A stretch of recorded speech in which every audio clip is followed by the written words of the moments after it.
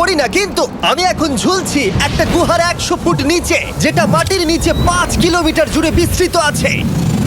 আর আমরা এটা পছন্দ করি বা না করি, যখনই আমি আর আমার বন্ধুরা মাটি টাচ করলাম, আমরা অফিসিয়ালি এখানে আগামী 7টা দিন কাটাতে চলেছি। বাবারে, এটা আমার জীবনে করা সব থেকে ভয়ঙ্কর জিনিস। প্রথমত, আমাদের এখন এখান থেকে অনেকটা দূরে যেতে হবে। কেন? যদি বৃষ্টি হয় তাহলে এই পুরো জায়গাটা জলে ভরে যেতে পারে, আর সমুদ্রের মতো ঢেউ এসে সবাইকে ভাসিয়ে নিয়ে যেতে পারে। সেই জন্য আমাদের আরো ভিতরে যেতে হবে একটা বেস ক্যাম্প বানানোর জন্য। ভাই এটা পুরো পাগলাম। এটা একটা অন্য জগৎ মনে হচ্ছে। এই কেভ এন্ট্রান্সটা হয়তো দেখতে সুন্দর, কিন্তু দেখে যা মনে হচ্ছে আসলে তা নয়। আর আমরা হয়তো জানি না যে আগামী 7টা দিন আমাদের জীবনের সব থেকে কঠিন সময় হতে চলেছে। সব থেকে বাজে ডিসিশন। ঠিক আছে, আর কিছুক্ষণের মধ্যেই অন্ধকার হতে চলেছে। ক্যাম্প না করলে আমরা বিপদে পড়বো। আমরা কোথায় যাচ্ছি সেটা কি বলবে? আমাদের ক্যাম্প সেটআপের জন্য একটা ফ্ল্যাট গ্রাউন্ড খুঁজতেই হবে। কেভের ভেতরে ঢোকার পরে আমরা এমন একটা জায়গা খুঁজে পেলাম যেটা অনেকটা উঁচুতে থাকায় আমরা জল থেকে সুরক্ষিত থাকতে পারবো। তার মানে এটা ক্যাম্পের জন্য পারফেক্ট। পারফেক্টটা একটু বেশি হয়ে গেল। মোটামুটি বলা যেতে পারে। ঠিক আছে, ক্যাম্পের জন্য মোটামুটি। প্রথম দিনের বাকিটা আমরা কাটিয়ে দিলাম আমাদের জিনিসপত্র আনতে। প্রত্যেকটা ব্যাগের ওজন প্রায় 80 পাউন্ডস। আর যেমনটা তোমরা ফুটেজে দেখছো, আমরা এটা করতে 4 ঘন্টা লাগিয়ে দিলাম। এখান থেকে যাওয়া খুব কঠিন। তারপরে আমরা সবাই বেস ক্যাম্পে ফিরে গেলাম। ঠিক আছে, আমরা এখানে লাইট লাগিয়ে দিলাম। আমাদের সব জিনিসপত্র হোম বেসে চলে এসেছে। একটু ক্যামেরাটা ওদিকে দেখাবে? ওদিকটা কিন্তু ভয়ানক অন্ধকার, আর সবসময় এরকমই থাকবে। তাই আমরা ক্যাম্পিং গ্রাউন্ডের জন্য খুব বেশি কিছু করতে পারলাম না। কটা ফুটো করে দড়ি টাঙিয়ে দিলাম। এটা ধরো আর ওঠো দেখি।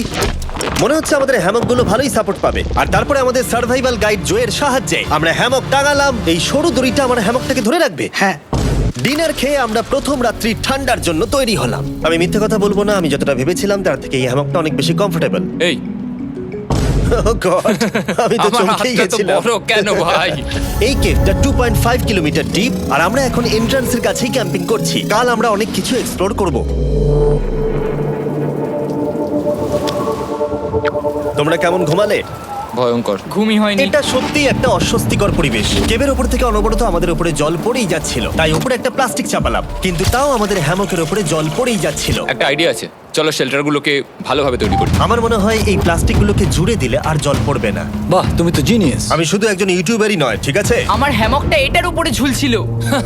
মানে দেখো, আমি আরেকটু হলে হ্যামক থেকে নেমে পড়ে যেতাম। আর আমরা সেই সময় এটা বুঝতেই পারিনি যে এই গর্তটা প্রায় 40 ফুট গভীর। তাই যখন আমি আর শন প্লাস্টিকগুলোকে জুড়ছিলাম, তখন ম্যাক আর কার্ল এই গর্তটা কতটা ভয়ঙ্কর সেটা দেখতে গেল। আমার হ্যামকটা দেখতে পাচ্ছো? ওখানে আমি ঘুমোচ্ছিলাম। এদিকটা দেখো। আর যেহেতু এই কেভে সব একই রকম দেখতে, তাই আমাদেরকে ফলো করা অনেকটাই কঠিন ছিল। এই ম্যাপে তোমরা আমাদের হোম বেস দেখতে পারবে, আর দেখতে পারবে ওরা ওখান থেকে কত দূর হ্যাঁ, যাচ্ছে। এটা তো খুবই ভয়ঙ্কর। ভাই এটা পাগলামো। আর যখন ছেলেরা র্যান্ডমলি এক্সপ্লোর করছিল, তখন আমি আর শন ক্যাম্পে কাজ করছিলাম। এই স্লিপিং ব্যাগটা এখানে কেন পড়ে? কারণ এটার থেকে পিয়ের গন্ধ বেরোচ্ছে। ইয়া, এটার থেকে শেখা উচিত স্লিপিং ব্যাগ ভাড়া নিতে নেই। আমরা স্লিপিং ব্যাগ কেন ভাড়া আমি- নিয়েছি? কেন আমি আমরা জানি না। স্লিপিং ব্যাগগুলো কিনে আনতে পারলাম না? আর তারপরে আমরা এই দুটো প্লাস্টিককে জিপ টাই দিয়ে জুড়ে দিলাম। কিছু মনে করো না, এই দড়িটার উপরে আমার জীবন বাজি আছে। আর তখন ওইদিকে ম্যাক আর কার্ল তখন ওই গর্তের মধ্যে। ও মাই গড, ম্যাক! আর শেষ পর্যন্ত ওরা একদম নিচে পৌঁছে গেল। এই! আমি তো ভাবলাম সবাই ক্যাম্প নিয়ে কাজ করবে। আমরা শুধু দেখাচ্ছিলাম জায়গাটা কতটা ভয়ঙ্কর।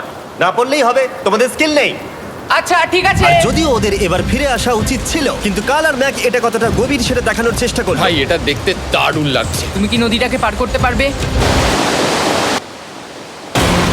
কিন্তু ওরা এটা জানে না যে এই রিভারটা এই কেভের গোটাটাই জুড়ে আছে। তার মানে এর মধ্যেও আমাদের কিছুটা সময় কাটাতে হতেই পারে। ওই তো ওরা এসে গেছে। এসো। তোমরা রান্না করে রেখেছো তো? হ্যাঁ, রান্না করেছি। ঠিক বলেছ। একটা নতুন বাড়ি, ঠিক বলেছি তো? একদম। এখন আমাদের একটা ছাদ আছে। আর এটা তো দারুণ। জিমি রান্না বেশ ভালোই আর করেছে। আমরা আমাদের ফায়ার পিটটাকে এই সুন্দর জায়গাটাতে নিয়ে এসেছি। জায়গাটা কেমন? বেশ গরম। আরামদায়ক। এই পাথরগুলো গরমটাকে ধরে রাখবে এবং ওপর থেকে যে পি পড়ছে সেগুলোকে আটকে দেবে। ওটা পি নয়। তাহলে ওটাকে কি বলবো? যদি জানি না, হয়তো বৃষ্টির জল হবে। না, এটা বৃষ্টি নয়, পাথর মানে ইয়ে তুমি করছে। এই একটু উপরে দেখাও। তুমি মেঘ দেখতে পাচ্ছো? পাথর দেখা যাচ্ছে। এটা বৃষ্টি নয়, রক পি। Rock P. ঠিক আছে, রক পি। ঠিক আছে, এটা রক পি। আর একটা শুকনো রাত ঘুমিয়ে কাটাবার পরে আমরা ঠিক করলাম জো আমাদের সার্ভাইভাল এক্সপার্ট, তাকে নিয়ে আমরা কেভের শেষ প্রান্ত অব্দি যাব। Cave, cave! Cave, cave, cave! Cave. Cave! দেখা যাক আমরা কেভের কতটা গভীরে যেতে পারি। তোমরা কিন্তু মনে রাখবে আমরা সবেমাত্র কেভের এন্ট্রান্সের দিকেই আছি, আর আমাদের ইচ্ছা এই কেভের শেষ প্রান্ত অব্দি যাওয়া, অবশ্যই না মরে গিয়ে। ও মাই গড, এটা তো খুবই স্টিফ। আরে এটা তো সবে শুরু। আমরা কেভের আরো গভীরে এসেছি। তোমরা সবাই সাবধানে আসবে। এটা খুবই ছোট জায়গা, আমার মনে হয় না এখান থেকে আমি যেতে পারবো। কেভ এক্সপ্লোরের ইন্টারেস্টিং জিনিসটা হলো যা হোক করে আমাদের এই ছোট্ট ফাঁকগুলোর মধ্য দিয়ে এগিয়ে যেতে হবে। ও মাই গড, খুব ছোট জায়গা। আর তারপরেই খুব বড় একটা জায়গা আসবে, সেটা এতটাই বড় যে কিছু না দেখতে পাওয়ার জন্য এটা করতে হলো। ও মাই গড। এবার আমি সব দেখতে পাচ্ছি, এটা দুর্দান্ত। এটার তো অনেক আলো। ভাই জায়গাটা কতটা সুন্দর দেখো। বাপরে কি আলো, আমি তো তাকাতেই পারছি না। আমি তো অন্ধ হয়ে যাব মনে হচ্ছে। এ বাবা, এটা কি হলো? আমরা বোধহয় ঠিক মতো এটাকে ব্যবহার করতে জানতামই না। চলো এগিয়ে যাই। আর তাই আমরা এগোতে থাকলাম। এই যে এই জায়গাগুলো, এগুলো খুব ভালো ধরার এখানে? জায়গা। এগুলো ধরে এখান থেকে পা ঘুরিয়ে চলে আসতে পারবে। এইভাবে কি? একদম পারফেক্ট। জো সব থেকে ভালো কেভ গাইড। এভাবে কেউ গাইড করতে পারবে না। ঠিক আছে, এইবার ব্যাপারটা ইন্টারেস্টিং হবে। কি? এটা কি?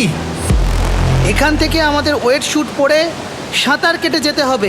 গতকাল ম্যাক আর কার্ল এটা নিয়ে মজা করছিল, কিন্তু এই কেভে আমাদের পরের অ্যাডভেঞ্চারটা ছিল একটা প্রায় জমে যাওয়া নদীর মধ্যে। ও মাই গড, এটা তো পাগলামি! তার মানে আমাদের ওয়েট শুট পড়তেই হবে যাতে আমাদের হাইপোথার্মিয়া না হয়। আমরা এটা কেন করছি? এই এক্সপেরিয়েন্সটা তো জীবনে একবারই হবে। কি? এটা বলতে করলে চাইছো হয়তো আর নাও বেঁচে থাকতে পারি।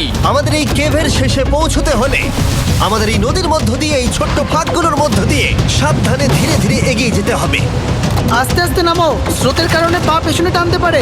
ঠিক আছে, আমি তাহলে নামছি। তুমি ওই দেয়ালগুলো ধরে ধরে এগোতে থাকো আস্তে এটা তো আস্তে। খুব ঠান্ডা। তুমি পারবে জিমি। জানি না এখানে ঢুকতে পারবো কি না। জিমি, এবার তুমি জল থেকে উঠে দাঁড়িয়ে পড়ো। এটা সত্যি একটা পাগলামি। এখানে কি ঠান্ডা! যখন তোমরা খুব ঠান্ডা জলের মধ্যে থাকবে তখন একটা পাথরকে ধরে এগিয়ে চলা খুব কঠিন হবে। ও মাই গড, এটা সত্যি পাগলামি। ম্যাক, কার, চলে এসো। আমার ভয় লাগছে। চলো চলো, পারবে। ভাই। এগোতে থাকো, পেছন দিকে তাকিও না। একবার দেখো আমরা কি করছি। কিন্তু এই বাধাগুলো এতটা কঠিন ছিল না সামনে যা আসতে চলেছিল তার তুলনায়। আমরা পেরেছি। কেভ কেভ কেভ এই, কেভ। একটা কথা শোনো, আমরা 10% আসিনি। তার মানে এখনো আমরা শুধুমাত্র সার্ফেসেই রয়েছি, আর শেষ প্রান্তে পৌঁছতে হলে আমাদেরকে আরো 2 কিলোমিটার যেতে হবে। যেরকম তোমরা দেখতে পাচ্ছ এখানে 24/7 বৃষ্টি হয়, তাই আমি একটা আড্ডা মারার জায়গা তৈরি করেছি যেখানে আমরা কেউ ভিজবো না। আমি ভাবছি আমি যদি এটা না বানাতাম তাহলে কি হতো। আমি নিশ্চিত যে ওদের একটা ভেজা পাথরের উপর শুতে হতো। আমাদের ক্রমাগত এগিয়ে যেতে হবে এবং শরীরটাকে ভিজে রাখতে হবে। ঠিক আছে। নইলে আমাদের শরীরে পরের বাধাটা হয়তো জলের মধ্যে নয়, কিন্তু তার মানে এটা নয় যে সেটা সহজ হবে। আরে এটা কি মাকড়সার